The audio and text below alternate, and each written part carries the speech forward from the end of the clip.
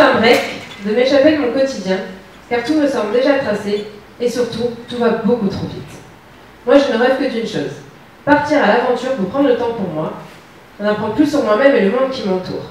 Ma principale motivation, jouir d'une liberté absolue où aucune règle n'est imposée. Ma décision est prise.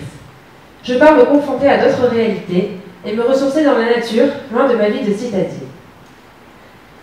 Mon sac à dos pour maison et les paysages du film Into the Wild en tête, je me lance le défi de partir seule vers l'ouest du Canada, bien déterminée à en profiter et à vivre des expériences inédites. Quelques jours avant mon départ, je tombe sur un article qui explique comment réagir si on se retrouve nez à nez face à un ours. Moi qui voulais me laisser quitter au gré des rencontres et des opportunités, je me dis que pour certaines rencontres, on doit peut-être mieux être préparé.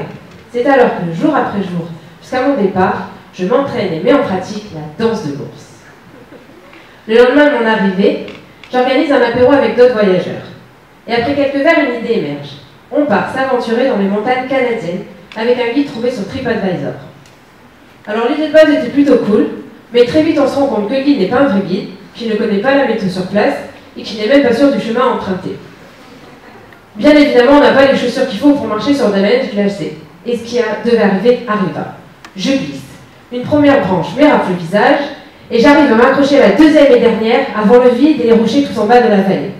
Le corps suspendu dans le vide, le guide arrive quand même à me dire « Mais personne n'est jamais mort avec moi !»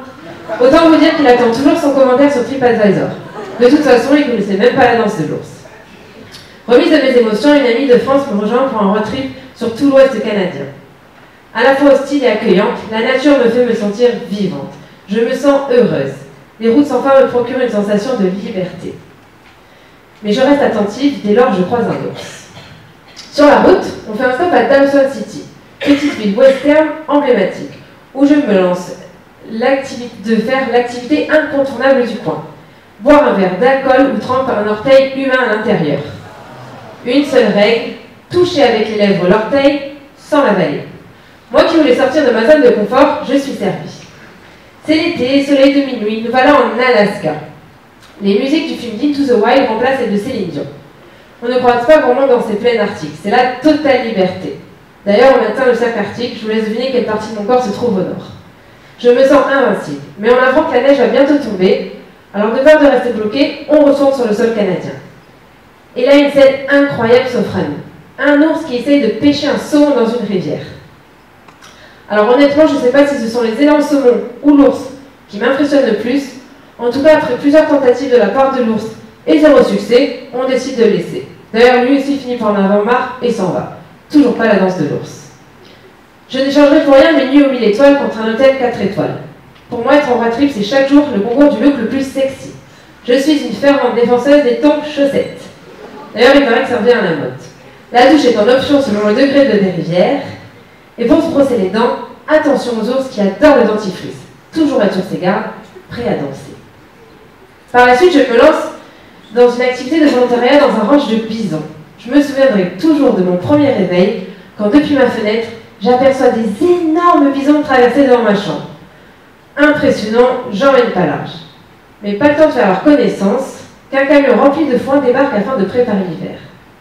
Bernard, le fermier et son accent auquel je ne comprends rien, me demande de faire distraction auprès des bisons afin qu'ils ne viennent pas manger le foin.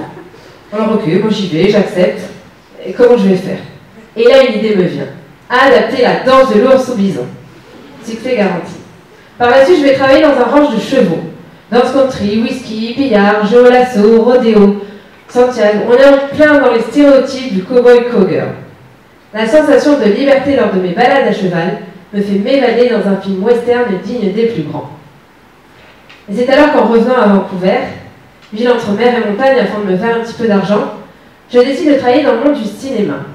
Me voilà figurante sur des séries et films américains. Il y a de nombreux tournages qui sont réalisés car ça coûte moins cher qu'à Los Angeles. Maquillage, coiffure, costume, tout y est. Et lors d'un tournage, alors que je jouais le rôle d'une spectatrice d'un match de hockey, le réalisateur décide de me donner un rôle d'actrice. Alors là, je vous laisse imaginer mon état d'excitation et de fierté à ce moment-là. Moi, je me voyais déjà à Hollywood pour les Oscars.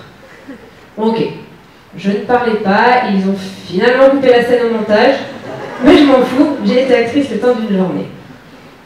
Mais très vite, mes habitudes de vie citadine me reviennent. Je ressens donc le besoin de me reconnecter à la nature. Chaussures à pied, sac sur le dos, je pars vers l'est du Canada, car on me parlait de la gentillesse des Québécois. En route pour de nouvelles aventures et découvertes. Après plusieurs jours sur la route, je pose mon sac à dos dans une ferme d'ânes, où je trouve une seconde famille. Je devais y rester quelques jours, j'y suis restée des semaines. J'ai la chance d'assister à la naissance de Zigzag, un petit anon. C'est un moment magique que je ne suis pas prête d'oublier et qui a déclenché en moi, ne me demandez pas pourquoi, l'envie de fonder une famille. Je me sens prête à rencontrer quelqu'un et à ne plus faire la route toute seule. C'est alors qu'après 18 mois au Canada, des milliers de kilomètres parcourus, des dizaines de personnes rencontrées qui m'ont fait grandir, je me sens légère et prête à rentrer. Je sais la vie que je souhaite mener et les changements que je veux apporter dans mon quotidien. Canada, je te remercie, mais je compte bien revenir. J'ai encore la danse de l'ours à prouver.